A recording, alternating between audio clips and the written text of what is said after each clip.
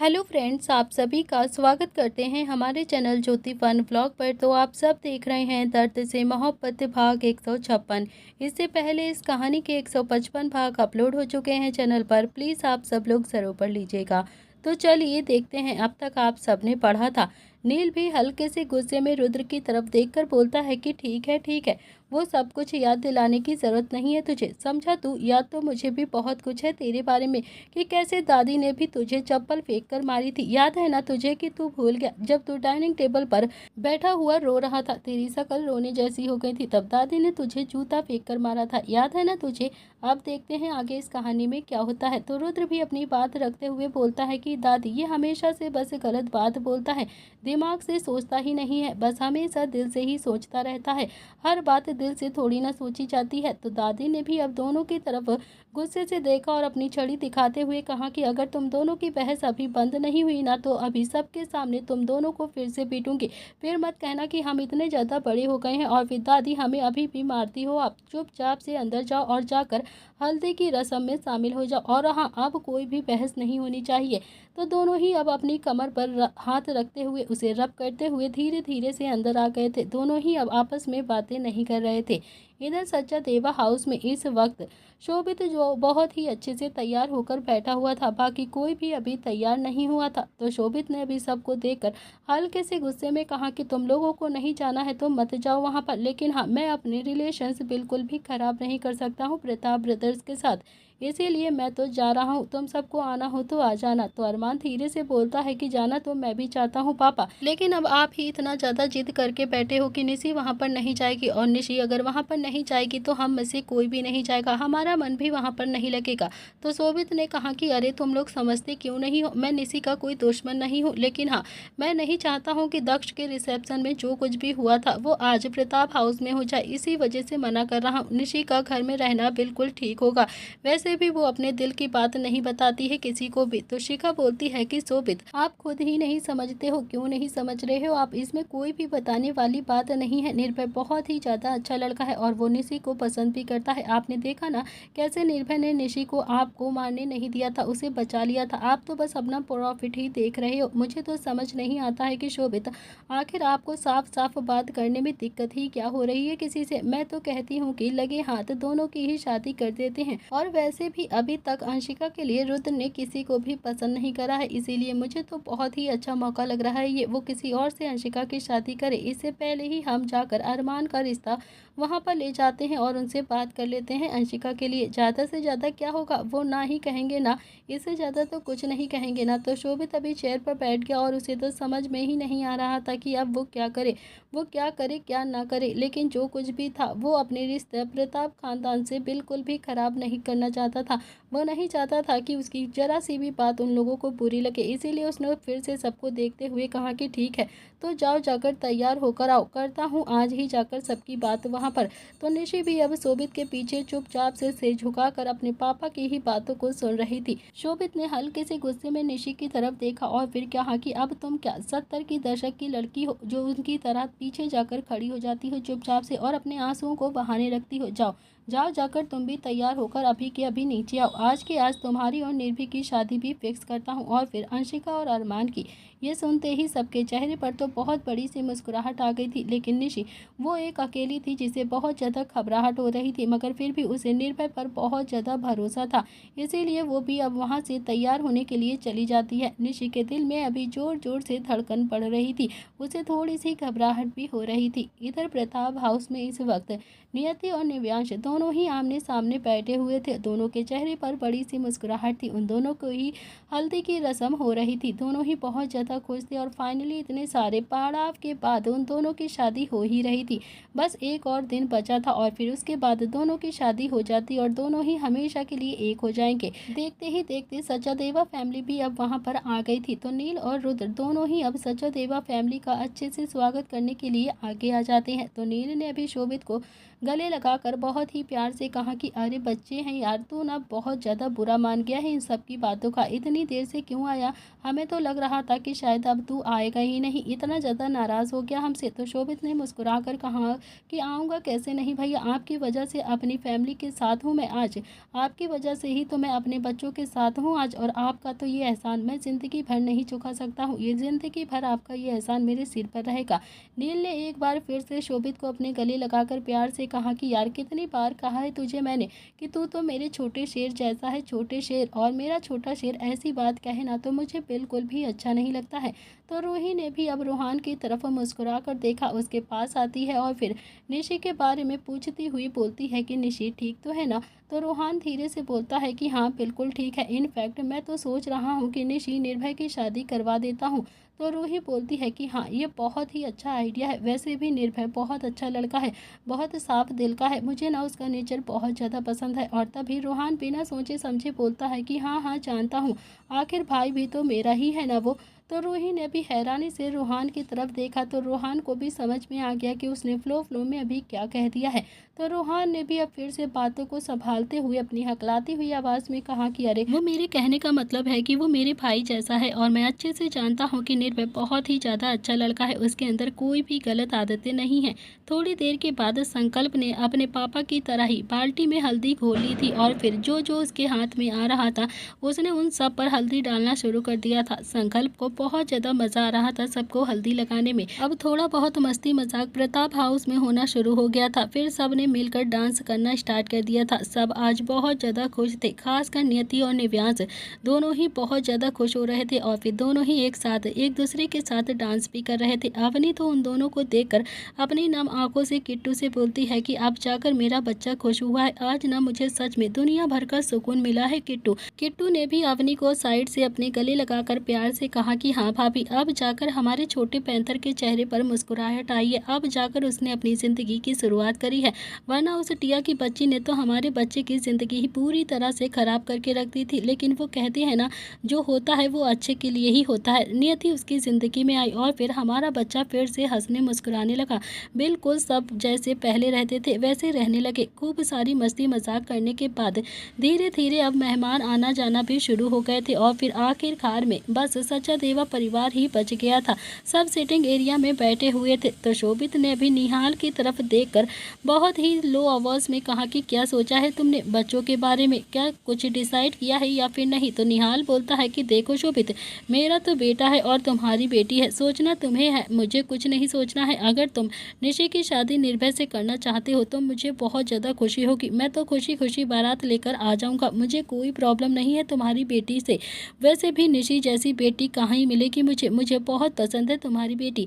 तो शोभित ने भी शिखा की तरफ देखा और फिर शिखा ने भी अपनी पलकें झपका दी थी। तो शोभित बोलता है कि अच्छा, मुझे भी हमारी निशी के लिए निर्भय बहुत पसंद है, मुझे कोई प्रॉब्लम नहीं है इस रिश्ते से। और ये सुनते ही निशी की आंखों से आंसू बह गए थे, उसकी आंखें नम हो चुकी थी, और फिर निर्भय जो उसके चेहरे पर तो एकदम से मुस्कुराहट आ गई थी, लेकिन जब उसने निशी का चेहरा देखा तो उसके चेहरे की मुस्कुराहट भी एकदम से गायब हो गई थी। उसे बहुत ज़्यादा बुरा लग रहा था क्योंकि निशी अंदर ही अंदर रो रही थी।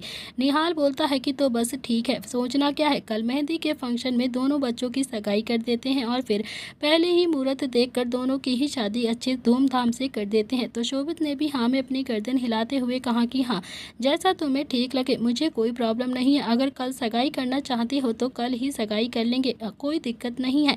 इतना कहकर शोभित ने भी शिखा की तरफ देखा और फिर हल्का सा मुस्कुरा दिया। शिखा के चेहरे पर तो बड़ी सी मुस्कुराहट आ गई थी और दिल में सुकून आ गया था। तो वही अरमान उसका तो फिर से एक बार मोए मोए हो गया था। ये सारी बातें सुनकर निशी वहाँ से चली गई थी और निर्भय भी उसके पीछे पीछे चला गया था। निर्भय ने उसे बहुत ज़्यादा समझाया, वो जानबूझकर ये सारी बातें बोल रहा था कि वो उससे शादी नहीं करेगा और सब कुछ बाद में सही हो जाएगा, क्योंकि वो जानता था कि निशी बहुत ज़्यादा मासूम है, उसकी बातों पर जल्दी से यकीन कर लेगी। और फिर ऐसा ही हुआ था।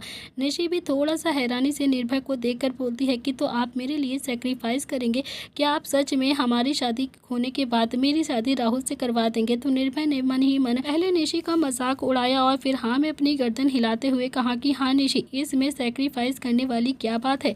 तुम मेरी अच्छी दोस्त हो, क्या मैं अपनी दोस्त के लिए इतना भी नहीं कर सकता हूँ? मुझे कोई प्रॉब्लम नहीं है, मैं तुम्हारी शादी खुद ही राहुल से करवा दूंगा, बस तुम अभी के लिए कुछ भी मत बोलना। तो निशी के चेहरे पर भी बड़ी सी मुस्कुराहट आ गई थी और फिर उसने अपने आंसुओं को पोंछते हुए कहा कि ठीक है, तो मैं राहुल को सारी बातें बता देती हूँ कि हमने कल के लिए क्या प्लान किया है। तो निर्भय बोलता है कि हाँ हाँ, तुम उसे सारी बातें बता दो, इनफैक्ट उसे मिलने के लिए भी यहाँ पर बुला लो, मैं भी तो देखूँ कि राहुल कैसा लड़का है जो तुम उसे इतना ज़्यादा प्यार करती हो, जिस पे तुम आंख बंद करके विश्वास करती हो, तुम्हारे लायक है भी या फिर नहीं। तो निशी ने भी मुस्कुराकर कहा कि नहीं नहीं, राहुल तो बहुत अच्छा लड़का है, बहुत ही ज़्यादा अच्छा।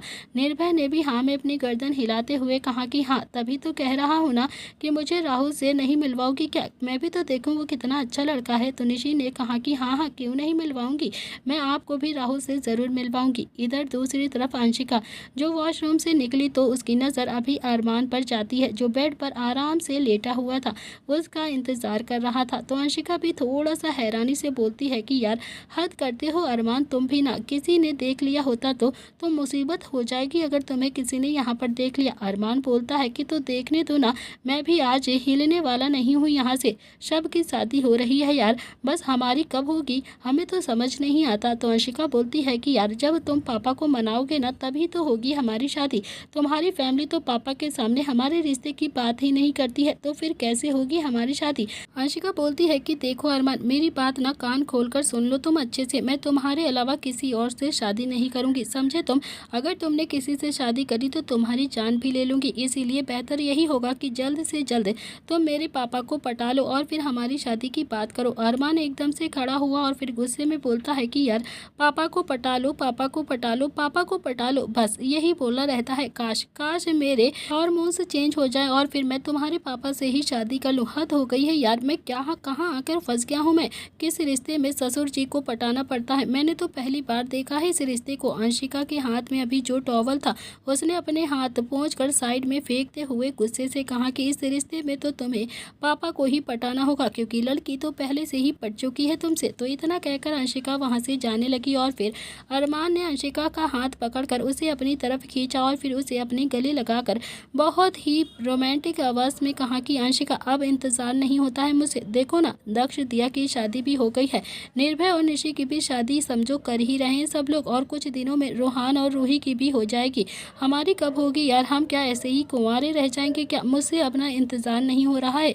तो अंशिका ने भी अब अरमान की कमर को हल्का सा रब करते हुए कहा कि यार हमारी भी शादी हो जाएगी या फिर नहीं होगी ये तो मुझे भी नहीं पता, देख लेना हम भी ना एक हैप्पी फैमिली की तरह रहेंगे जब हमारी शादी हो जाएगी, लेकिन पहले पापा को। अभी अंशिका ने इतना ही कहा था कि तभी अरमान ने अंशिका को खुद से दूर किया और फिर अगले ही पल अपने होंठ अंशिका के होंठों पर रख दिए और फिर अंशिका ने भी अरमान का एहसास पाकर अपनी आंखें बंद कर ली थी। धानी भी अब इधर वॉशरूम में खड़ी हुई थी और उसके बिल्कुल पीछे धैर्य खड़ा हुआ था। धानी बोलती है कि देखो ना धैर्य, ये हल्दी तो कपड़ों से छूट ही नहीं रही है, मेरे कपड़ों पे एकदम चिपक कर रह गई है।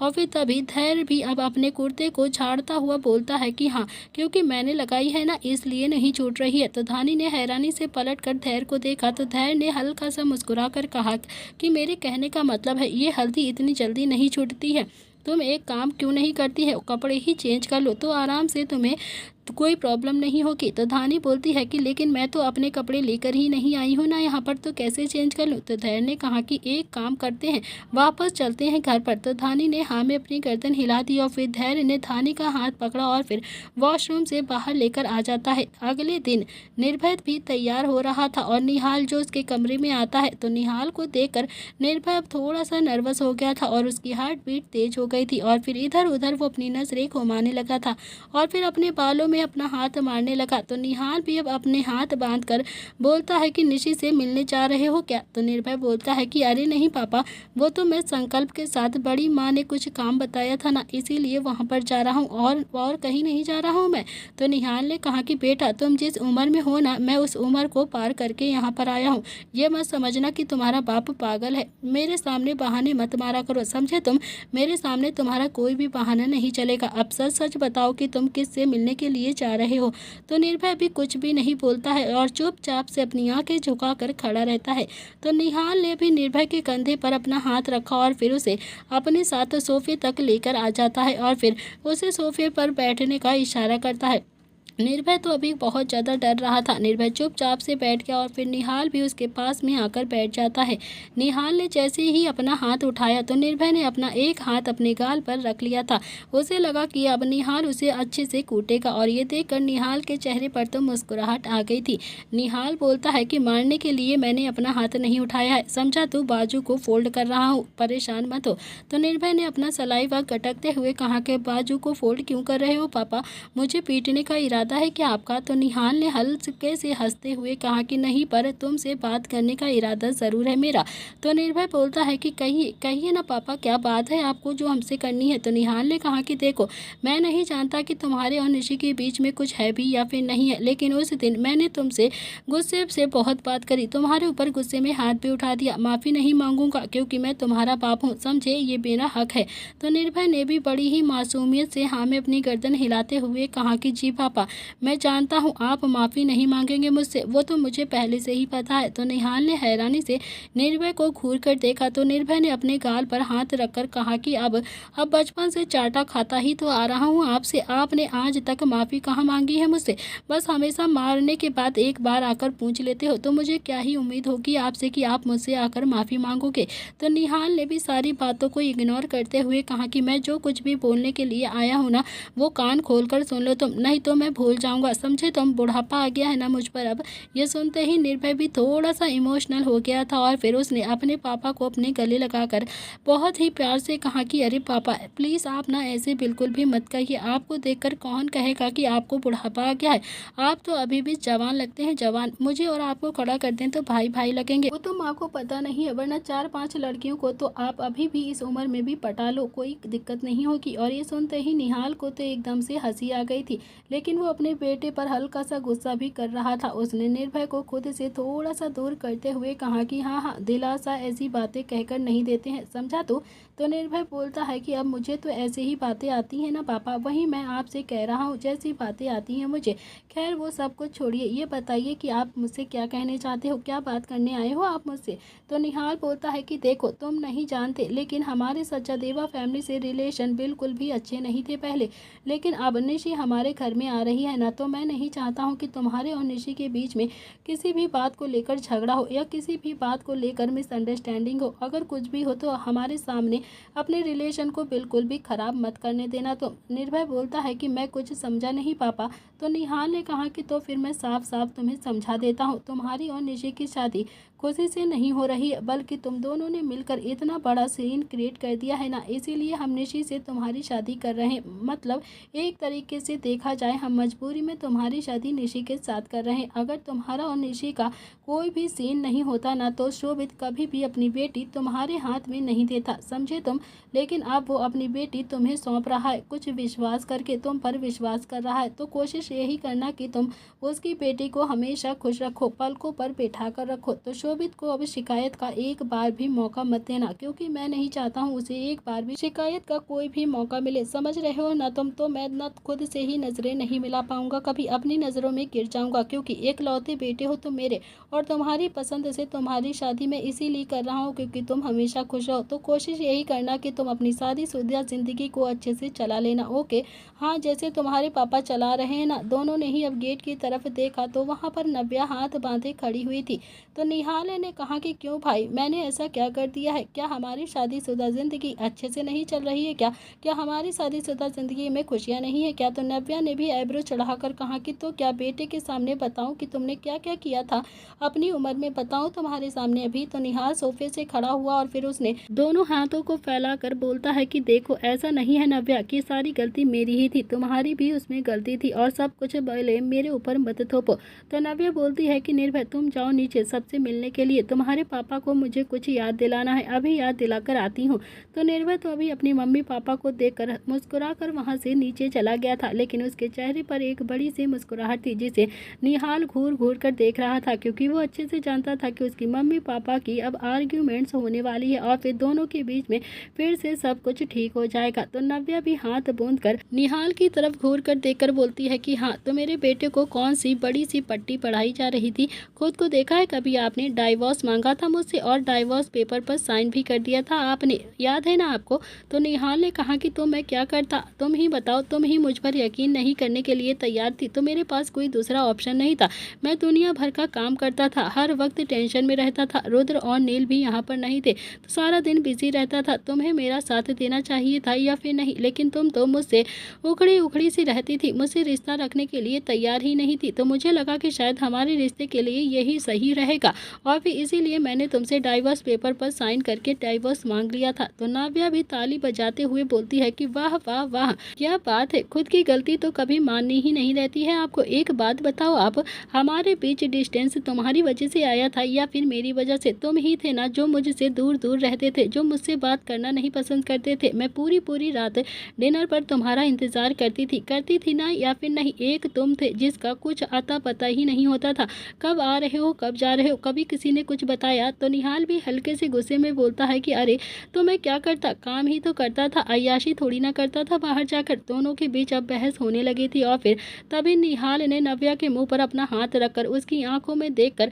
बोलता है कि बस बस करो ना कबूतरी, कितना ज्यादा लड़ोगी तुम, अब कब तक मुझे ऐसे ही ताने मारती रहोगी? नव्या भी कुछ रिएक्ट करती उससे पहले ही निहाल ने नव्या की कमर पर हाथ रखकर उसे खुद से सटा लिया और फिर उसके माथे पर अपना माथा टच करके रोमांटिक सी आवाज में प्यार से बोलता है कि तुम्हें पता है कबूतरी, मेरी लाइफ में ना जब से तुम आई हो सब कुछ सही सही हुआ है। सबसे बड़ा और सही डिसीजन मैंने यही लिया था कि मैंने तुमसे शादी कर ली और फिर उस टाइम मैंने अपने रिश्ते को भी संभाल लिया था। नव्या ने हैरानी से निहाल की तरफ देखा तो निहाल बोलता है कि हाँ, मतलब हम दोनों ने मिलकर हमारे रिश्ते को संभाल लिया था, तुमने मेरे रिश्ते को संभाल लिया, अब तो खुश हो ना? तो नव्या के चेहरे पर भी मुस्कुराहट आ गई थी और फिर निहाल ने अपना चेहरा नव्या की गर्दन में छुपा लिया और फिर उसे किस करने लगा। इधर दूसरी तरफ निर्भय सचदेवा हाउस के बाहर आकर खड़ा होता है और अपनी गाड़ी रोककर इधर उधर देखने लगता है, लेकिन अंदर जाने की अभी उसके अंदर बिल्कुल भी हिम्मत नहीं हो रही थी।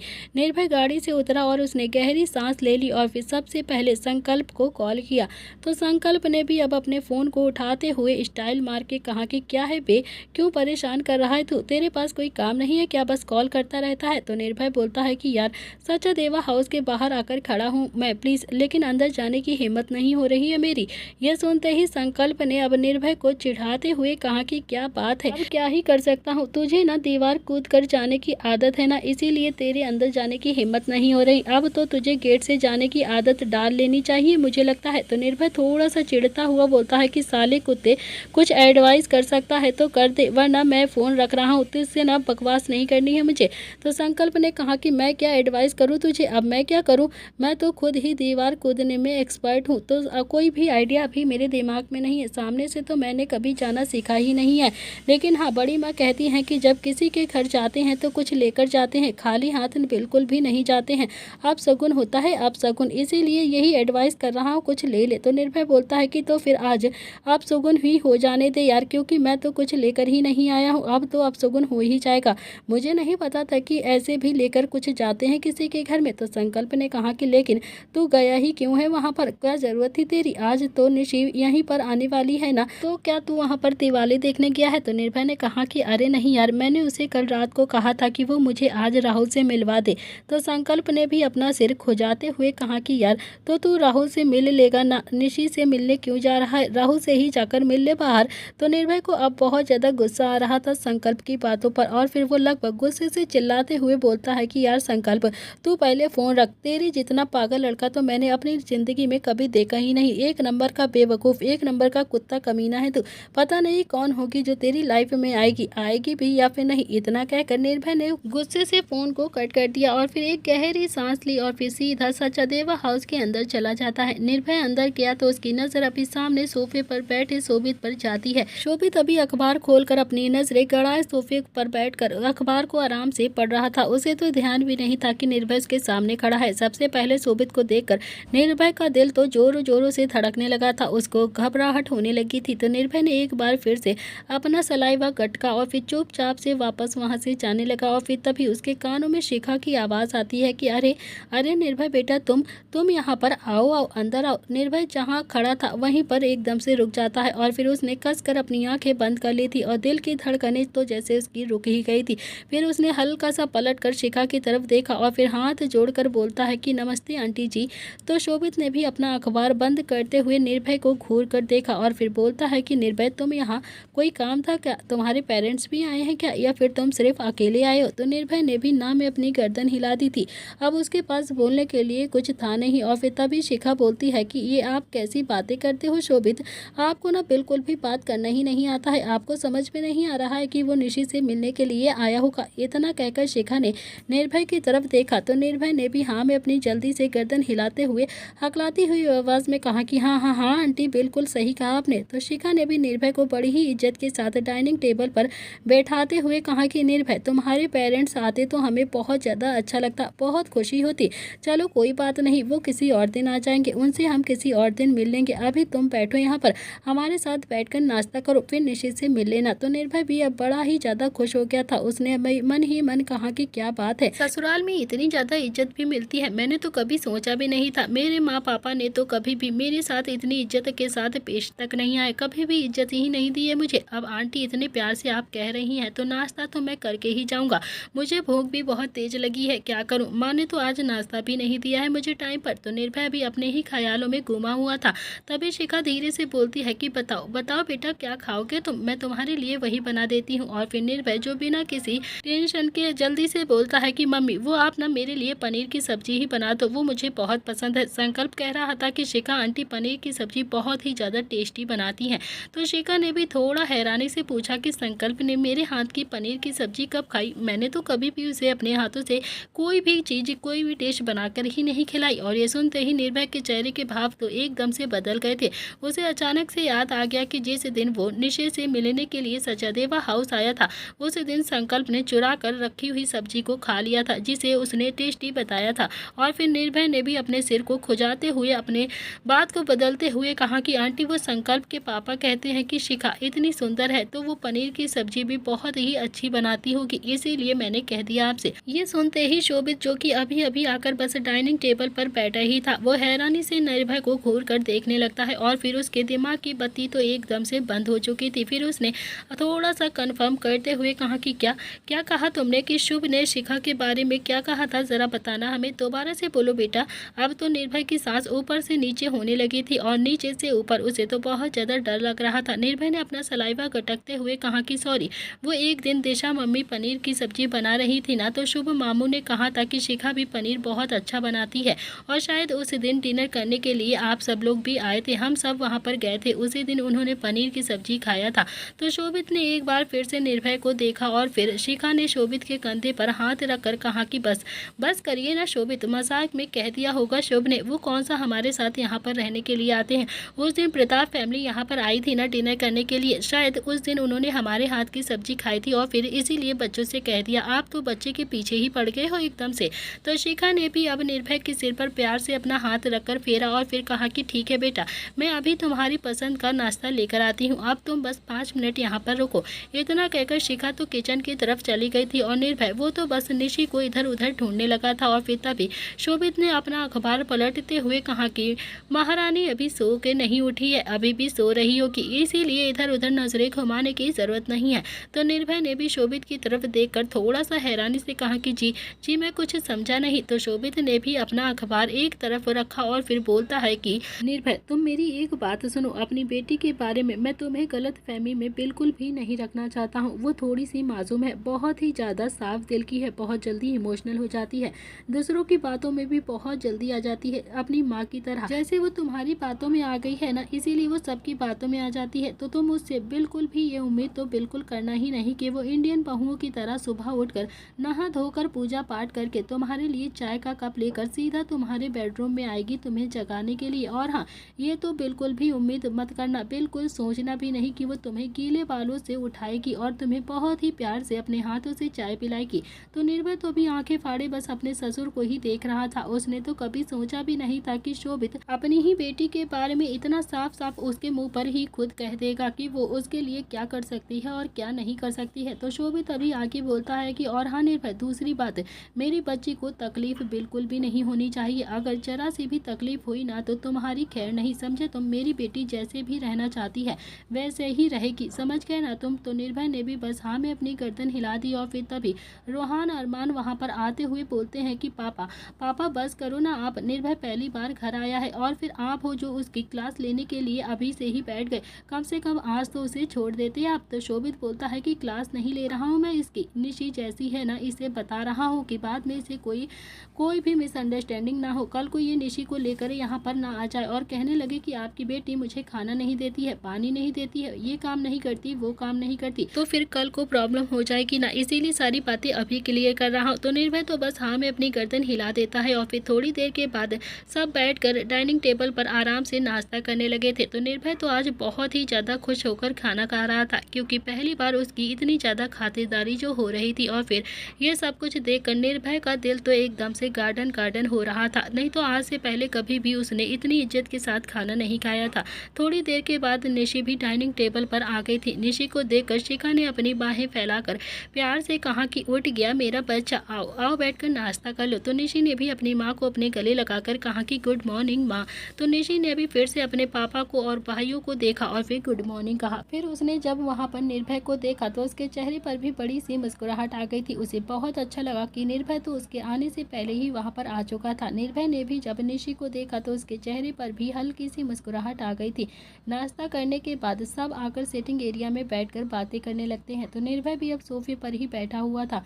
रोहान अरमान उसके सामने बैठे हुए थे और निशी जो निर्भय के बिल्कुल पीछे खड़ी हुई थी बहुत ज़्यादा शर्मा रही थी। निशी को कहीं ना कहीं बहुत ज़्यादा खुशी हो रही थी कि निर्भय अब उसकी और राहुल की शादी करवा देगा। तो निर्भय ने भी अपना सलाइवा कटका और फिर धीरे से कहा कि अंकल वो मैं निशी को। तो निर्भय ने भी इतना ही कहा था कि तभी रोहान ने निर्भय के कंधे पर अपना हाथ मार कर कहा कि हाँ हाँ क्यों नहीं, वैसे भी आज तेरी और निशी की सगाई हो जाएगी ना, रात से पहले प्रताप हाउस पहुंच जाना। ओके, जहां जाना चाहते हो ना चले जाओ अभी, क्योंकि रात में तो तुम सबको प्रताप हाउस में पहुंचना है, क्योंकि आज जो तुम दोनों की सगाई जो होने वाली है। तो निर्भय के चेहरे पर भी बड़ी सी मुस्कुराहट आ गई थी। और फिर निशी वो तो बहुत ज़्यादा खुश हो गई थी, क्योंकि वो आज राहुल को निर्भय से मिलवाने वाली थी और वो खुद भी राहुल से मिलने वाली थी और फिर शायद अब दोनों ही जल्दी से एक होने वाले थे। तो निशी एक्साइटेड होकर बोलती है कि मैं अभी रेडी होकर आती हूँ। तो निर्भय ने भी निशी को देखकर कहा कि रेडी तो हो रही हो, और कितना रेडी हो जाओगी, पहले से ही इतना ज़्यादा रेडी हो गई हो तुम। और फिर तभी शोभित ने भी घूरते हुए कहा कि मेरी बेटी है, अगर उसने कह दिया है कि वो रेडी होकर आएगी तो मतलब वो रेडी होकर ही आएगी, समझे तुम। ज़्यादा कहने की ज़रूरत नहीं है, उसे थोड़ा सा तैयार तो हो जाने दो। तो निर्भय भी अपनी गर्दन हिला देता है और फिर निशी जो अपने कमरे में चली जाती है। सवा घंटे के बाद निर्भय और निशी दोनों ही एक रेस्टोरेंट में आकर बैठे हुए थे। दोनों ही अब राहुल का इंतजार कर रहे थे, लेकिन राहुल अब तक वहां पर नहीं आया था। तो निशी अभी भी बार बार बस गेट की तरफ ही देखे जा रही थी। उसे बहुत ज़्यादा गुस्सा भी आ रहा था राहुल पर। निशी को ऐसे देखकर निर्भय को भी बहुत ज़्यादा गुस्सा आ रहा था और फिर कहीं ना कहीं उसे अच्छा भी लग रहा था कि राहुल आए ही ना यहाँ पर, और फिर निशी जो उसका भरम है वो यहीं पर टूट जाए। थोड़ी देर के बाद निशी का फ़ोन वाइब्रेट होता है। तो निशी ने अपना फ़ोन उठाया और फिर हल्के से गुस्से में बोलती है कि राहुल ये क्या बात होती है तुम्हारी, हमने डिसाइड किया था ना कि आज हम यहाँ पर रेस्टोरेंट में मिलेंगे, तो तुम अब तक आए क्यों नहीं, कहाँ पर हो तुम जो अभी तक नहीं आए, मैं कब से तुम्हारा इंतज़ार कर रही हूँ। मुझे ना रोज़ रोज़ ऐसे गुस्सा मत दिलाया कर, तुम वादा करते हो और फिर मिलने नहीं आते हो। इधर दूसरी तरफ से आवाज़ आती है कि निशी मैं नहीं आ पाऊँगा, समझने की कोशिश करो तुम तो अच्छे से जानती हो ना कि मेरे एग्ज़ाम भी हैं और फिर मेरी फैमिली भी तो है जिसे मुझे ही देखना पड़ता है, मुझे ऐसे बाहर जाना अलाउड नहीं करती है मेरी फैमिली। तो निशी को बहुत ज़्यादा गुस्सा आ गया था और फिर लगभग वो भरे हुए गले से गुस्से से बोलती है कि राहुल जब मुझसे प्यार किया था, जब मुझे प्रपोज किया था तुमने, तब तो तुमने अपनी फैमिली से कुछ भी नहीं पूछा था ना, तब तो तुमने अकेले ही अपनी मर्जी से सब चीज़ किया था ना। लेकिन अब जब हमारे रिश्ते को आगे बढ़ाने की बात चल रही है तब तुम फैमिली का नाम लेकर पीछे हट रहे हो, मुझसे रिश्ता तोड़ना चाहते हो, मुझसे बात नहीं करना चाहते, मुझसे मिलना नहीं चाहते हो, तुम ऐसा कैसे कर सकते हो राहुल। तो राहुल बोलता है कि प्लीज़ निशी समझने की कोशिश करो तुम। निशी मैं तुम्हारी तरह अमीर ख़ानदान से बिलोंग नहीं करता हूँ। मुझे अगर अपना करियर बनाना है ना तो पढ़ाई करनी ही पड़ेगी, मुझे अच्छी नौकरी करनी पड़ेगी। तुम भी अच्छे से जानती हो कि मेरे एग्ज़ाम आने वाले हैं, तो मुझे बिना पढ़ाई के कोई भी पास नहीं कर देगा। मुझे पढ़ाई करनी है। अगर मैं ऐसे ही तुम्हारे साथ बैठकर कैफ़े में गप्पे मारता रहूँगा फिर तो हो गई ना मेरी पढ़ाई, फिर तो मुझे कोई भी नौकरी भी नहीं देगा। निशी ने भी गुस्से में कहा कि राहुल अगर तुम्हें पढ़ाई करनी थी तो फिर कल तुम मुझे बता सकते थे ना। तुमने तो मिलने का प्लान भी बनाया था। क्यों बनाया था तुमने मिलने का प्लान? अगर तुम्हें नहीं आना था तो तुम मुझे कल ही मना कर देती ना। तो राहुल बोलता है कि मैंने तुमसे अकेले मिलने के लिए प्लान बनाया था ना, लेकिन तुम तो अपने साथ इस अमीरजादे को भी लेकर आई हो। क्यों लेकर आई हो इसे? मुझे ना अब बिल्कुल भी नहीं मिलना है तुमसे, समझी तुम। तो निशी बोलती है कि तुम समझ क्यों नहीं रहे हो राहुल। निर्भय हमारी मदद करना चाहता है, वो हमारी हेल्प कर रहा है, इसीलिए मैं उसे यहाँ पर लेकर आई हूँ। मेरी तुम्हारी शादी करवाना चाहता है नहीं निर्भय। अगर तुमने टाइम से डिसीजन नहीं लिया ना तो सच कहती हूँ मेरी शादी निर्भय से हो जाएगी और फिर हमेशा के लिए हम दोनों का रिश्ता टूट जाएगा। तो राहुल बोलता है कि देखो निशी मेरे पास इस बात के लिए अभी कोई भी वक्त नहीं है। मैं पहले अपने एग्ज़ाम पर ध्यान दूंगा और फिर उसके बाद ही तुमसे मिलूंगा। अगर तुम्हें मुझसे बात करनी है तो करो, नहीं करनी है तो बिल्कुल भी मत करो। तो निशी अभी आगे और कुछ बोलती उससे पहले ही राहुल ने फ़ोन को कट कर दिया था। राहुल के फ़ोन कट करते ही निशी ने भी अपना सिर टेबल पर लगा लिया था और ज़ोर ज़ोर से रोने लगी थी। निशी को बहुत ज़्यादा बुरा लग रहा था। इधर दूसरी तरफ राहुल ने फ़ोन कट कर दिया और फिर अपने सामने देखा तो कुछ आदमी उसके सामने खड़े हुए थे जिन्होंने राहुल को अपनी गन से पॉइंट किया हुआ था। उनमें से एक आदमी गुस्से से चिल्लाते हुए बोलता है कि देखो राहुल तुम्हारा बस बहुत हो गया, बहुत कर लिया हमने इंतज़ार, अब हम बिल्कुल भी इंतज़ार नहीं करेंगे, समझे तुम। या तो हमारे पैसे हमें वापस दे दो या फिर वो लड़की, वरना तू तो अच्छे से जानता है ना कि अगर भाई को पता चल गया तो तेरा क्या होगा। हाथ पैर तेरे तुड़वा देंगे और तू जिंदा रहेगा या फिर नहीं वो तो वही डिसाइड करेंगे। राहुल ने अपना सलाइवा गटकते हुए कहा कि देखो वो आज मुझसे मिलने के लिए आई थी लेकिन उसके साथ कोई लड़का आ गया है, वरना मैं आज के आज ही उस लड़की को तुम्हारे हवाले कर देता। मैं तो उस दिन उसे 5 स्टार होटल में भी इसीलिए लेकर आया था कि मैं उस दिन आप सबके हवाले उस लड़की को कर देता और फिर मेरा पीछा हमेशा के लिए छूट जाता। लेकिन आपने ही कह दिया था कि आप लोगों की कोई मीटिंग चल रही और फिर मजबूरन मुझे उसे घर जाने के लिए कहना पड़ा और मैं उसे वहीं पर छोड़कर चला गया था। उनमें से एक आदमी ने फिर से राहुल की तरफ देखा और फिर कॉलर को पकड़ा और फिर अपनी तरफ खींचकर गुस्से से गन उसके माथे पर लगाते हुए चिल्लाकर कहा कि राहुल हमारे सामने ज़्यादा स्मार्टनेस मत दिखाओ, समझे तुम। ज़्यादा स्मार्ट बनने की ज़रूरत नहीं है। 2 लाख रुपए, 2 लाख रुपए नहीं है, पूरे 10 करोड़ रुपए हैं तुम्हारे पास हमारे। तूने जब जुआ खेला था ना तब नहीं सोचा था कि पैसे कहाँ से आएंगे, कहाँ से चुकाऊंगा। अब तो तुम्हारे ऊपर 10 करोड़ का कर्जा है, या तो वो लड़की या फिर 10 करोड़। सोच लो तुझे क्या देना है हमें, समझा। तो राहुल ने भी अपना सलाइवा गटकते हुए कहा कि हाँ मैं कोशिश कर रहा हूँ ना, मैं उस लड़की को लाकर तुम दोनों को दे दूंगा और फिर तुम लोग मुझे छोड़ देना। उनमें से एक आदमी ने राहुल के मुंह पर खींचकर एक थप्पड़ मारा और फिर राहुल का चेहरा तो एक तरफ को हो गया था और उसे बहुत ज़्यादा गुस्सा भी आ रहा था। मगर फिर दूसरे आदमी ने भी राहुल को उंगली दिखाते हुए गुस्से से कहा कि लड़की तो तुझे देनी ही होगी हमें, समझा तू, और तेरे पास कोई भी दूसरा ऑप्शन नहीं है। वैसे भी शुक्र मना शुक्र कि भाई को वो लड़की पसंद आ गई है। भाई उस लड़की से प्यार करने लगा है और फिर उस लड़की के लिए 10 करोड़ का नुकसान भी झेलने के लिए तैयार हो गया, वरना तो भाई तुझसे 10 करोड़ रुपए लेके रहता, समझा तू। वरना भाई के नीचे न जाने कितनी ही लड़कियों की इज्जत दम तोड़ देती है। कोई भी लड़की को वो पसंद नहीं करते हैं लेकिन भाई किसी को भी मुंह नहीं लगाता है, समझा तू। इसीलिए बेहतर यही होगा कि जल्द से जल्द तू निशी को लाकर हमारे हवाले कर दे, वरना तेरी जान तो जाएगी ही और साथ में तेरी फैमिली की भी जान जाएगी, उन्हें भी मार दिया जाएगा, समझा तू। इधर दूसरी तरफ निशी जो बहुत ज़्यादा रो रही थी और निर्भय जो उसके चेहरे पर एक मीठी सी मुस्कुराहट आ चुकी थी, वो तो चाहता ही नहीं था कि राहुल यहाँ पर आए।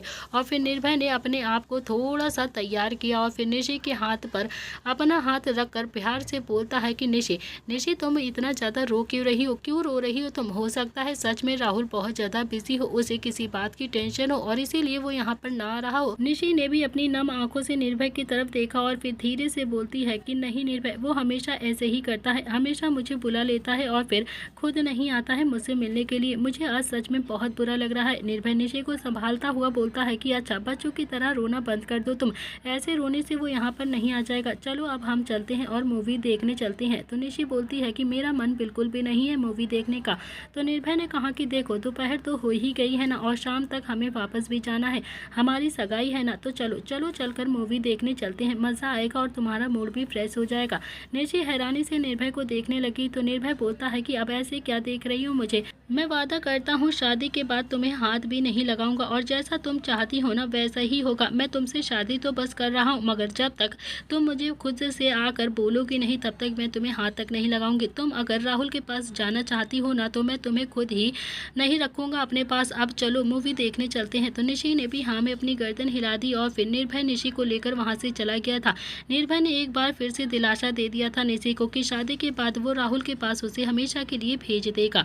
और फिर इधर प्रताप हाउस में इस वक्त आज निव्यांश की मेहंदी थी और निशी निर्भय की सगाई भी थी, इसीलिए पूरा घर अच्छे से तैयारी में लगा हुआ था। सबके चेहरे पर बहुत ज़्यादा खुशी भी थी। नव्या निहाल भी बहुत ज़्यादा खुश थे। फाइनली उनके नालायक बेटे को कोई ना कोई लड़की तो पसंद आ गई थी और फाइनली उसकी आज सगाई भी हो रही थी।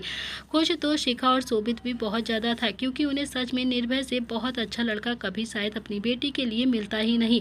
मगर शोभित जो अभी थोड़ा सा एटीट्यूड दिखा रहा था, अगर उन्हें अपनी बेटी की असलियत पता चल जाती तो शायद वो अपनी बेटी से नफरत करने लगते और कभी भी अपनी बेटी को एक्सेप्ट तक ना करते कि वो राहुल जैसे घटिया लड़के से प्यार करती है। लेकिन निर्भय ने तो बहुत ही खूबसूरती से अपने और निशी के रिश्ते को संभाल लिया था। हालांकि निर्भय नहीं जानता था कि उसे इस रिश्ते में कितना ज़्यादा पेशेंस रखना पड़ेगा, कितना ज़्यादा कंट्रोल करना पड़ेगा। लेकिन फिर भी फिलहाल तो वो यही सोच रहा था कि शादी होने के बाद निशी के पास उसके अलावा कोई भी दूसरा ऑप्शन नहीं रहेगा, क्योंकि निर्भय को पहले से ही कहीं ना कहीं राहुल बहुत ही गलत इंसान लगता है।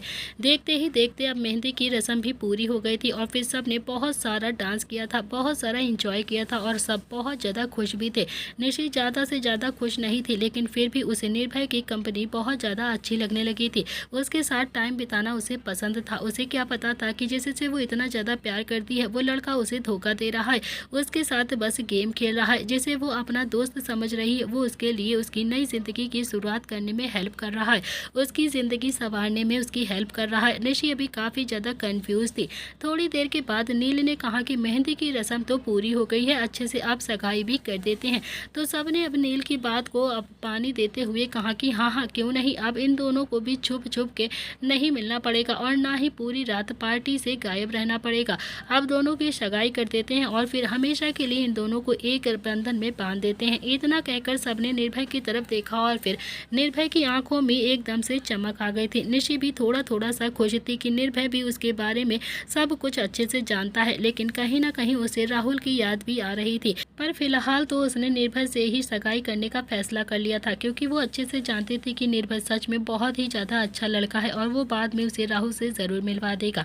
देखते ही देखते निर्भय ने निशी के हाथों में अंगूठी पहना दी थी और फिर खुद से एक वादा भी करते हुए मन ही मन कहा कि निशी, मैं जानता हूँ अच्छे से कि तुम बहुत ज़्यादा बेवकूफ़ हो, बहुत ही ज़्यादा पागल लड़की हो, लेकिन डोंट वरी, मैं तुम्हें समझदार बना दूंगा। मैं वादा करता हूँ कि राहुल तुम्हारी ज़िंदगी से हमेशा हमेशा के लिए चला जाएगा। मैं नहीं चाहता हूँ कि तुम कभी भी अपनी लाइफ में दुखी रहो। तो निशी ने भी अब निर्भय की उंगली में अंगूठी पहनाते हुए खुद से ही मन कहा कि निर्भय, तुम कितने अच्छे हो, कितने अच्छे लड़के हो तुम। भगवान करे हमारी दोस्ती ऐसे ही बनी रहे, हम हमेशा एक दूसरे का सपोर्ट करें और फिर बहुत ही जल्द मैं अपने राहुल के पास से चली जाऊंगी। थोड़ी देर के बाद सब सिटिंग एरिया में आकर बैठकर बातें करने लगते हैं और फिर तभी किट्टू ने भी रुद्र से हल्के से कहा कि रुद्र, मम्मी पापा को भी तो कॉल करो ना, वो भी आ जाएंगे तो कितना ज़्यादा अच्छा लगेगा। हमारे बच्चों की शादी हो रही है ना, ये देखकर उन्हें भी बहुत ज़्यादा खुशी होगी। वो लोग तो अमेरिका जाकर जैसे अमेरिका में ही बस गए हैं, यहाँ आने का नाम ही नहीं ले रहे हैं, वापस आने का नाम नहीं लेते हैं कभी भी।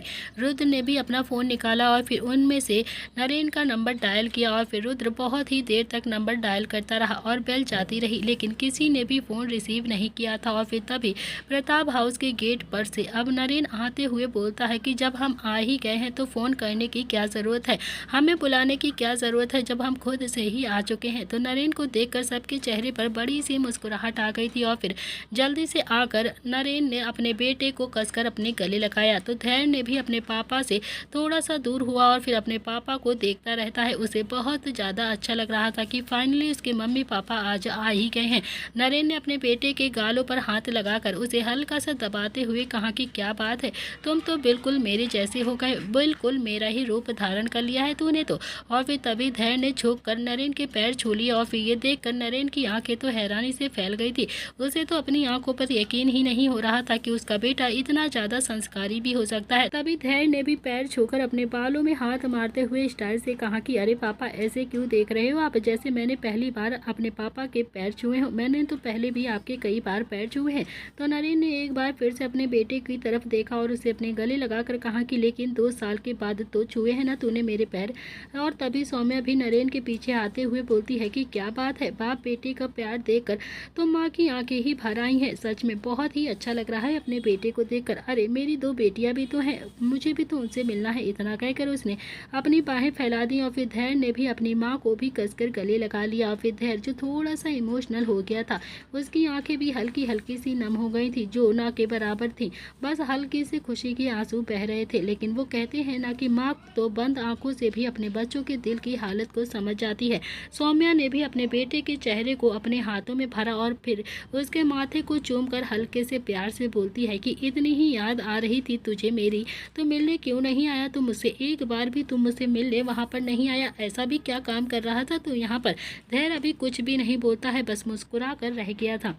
थोड़ी देर के बाद किट्टू और दिशा भी आगे आती हैं और फिर वो भी अपने माँ पापा के गले लग जाती हैं। और तभी दिशा अपनी माँ की तरफ देखकर बोलती है कि मतलब अगर हमारे घर में शादी नहीं होती तो क्या आप दोनों आज भी नहीं आते क्या?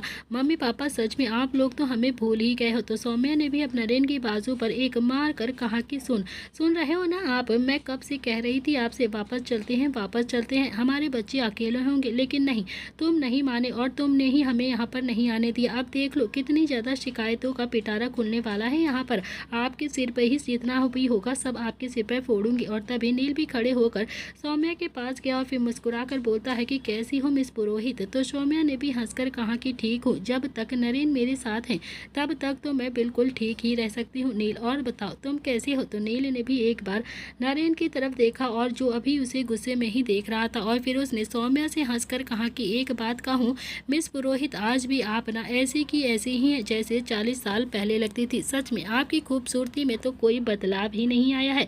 तो नरेन ने भी नील के सीने पर हाथ मारकर कहा कि उसे हल्का सा ढकेल देते हुए, बस करो ना नील, बुढ़ापे की तरफ जा रहे हो तुम, लेकिन फिर भी मेरी सौम्या पर तुम्हारी नजरें आज भी टिकी रहती हैं, आज भी तुम्हारी गंदी नजरें बस सौम्या पर ही टिकी रहती हैं। तो नील भी देखकर मुस्कुराने लगता है। इस बात पर नील ने हंसते हुए कहा कि कैसी बातें करते हो मिस्टर राठौड़, भला मैं क्यों मिस पुरोहित पर अपनी नजरें रखूंगा, मेरे पास तो मेरी चोरनी पहले से ही है।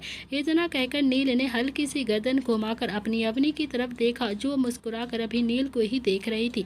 तो नील ने भी अपना एक हाथ अवनी की तरफ बढ़ाया और फिर अवनी ने भी नील का हाथ थाम लिया। अवनी को खुद से चिपकाते हुए नील ने कहा कि मैं तो बस मिस पुरोहित के साथ हल्का फुल्का सा मजाक करता हूँ, क्यों चोरनी, वरना प्यार तो मैं बस अपनी चोरनी से ही करता हूँ, मुझे तो मेरी चोरनी ही चाहिए और किसी से भी मुझे कोई दिलचस्पी नहीं है। आपको इनसिक्योरिटी फील करने की तो बिल्कुल ज़रूरत ही नहीं है। आखिरकार अब तो देखा जाए तो मिस पुरोहित हमारी समधन जो है। तो नरेन ने भी दिशा के बालों को चूमते हुए प्यार से कहा कि अब बुढ़ापे में क्या ही इनसिक्योरिटी होगी हमें।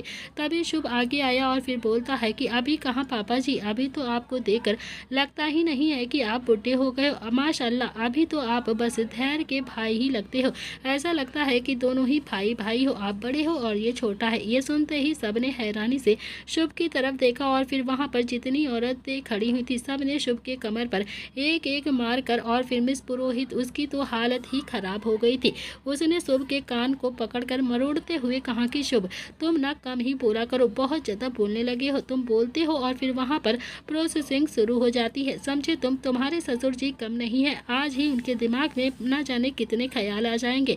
फाइनली ऐसे ही हंसते खेलते सब सिटिंग एरिया में आकर बैठ गए थे और फिर नरेन ने रोहान को देखा तो अचानक से उसके दिल से एक आवाज आती है कि ये तो बिल्कुल रुद्र जैसा दिखता है, कहीं ये रुद्र का बेटा तो नहीं है। तो नरेन अभी रुद्र को ही देखे जा रहा था और फिर उसने रुद्र की तरफ देखा तो रुद्र ने भी अपनी पलकें झपका दी थी, जैसे कहना चाहता हो कि हाँ पापा, ये मेरा ही बेटा है, बिल्कुल मेरा बेटा है। गार्जियंस के बैक साइड में बंदरों की टुकड़ी का जमाड़ा लगा हुआ था। तो धैर्य बोलता है कि भाई अब अब तो तुम मुझे बता दो कि धानी को कहाँ रखना है, कहाँ पर रखूँगा धानी को। अब तो मम्मी पापा भी आ गए हैं, क्योंकि मम्मी पापा ने अगर धानी को वहाँ पर देख लिया ना तो सच कहता हूँ बहुत ज़्यादा गड़बड़ हो जाएगी, गड़बड़।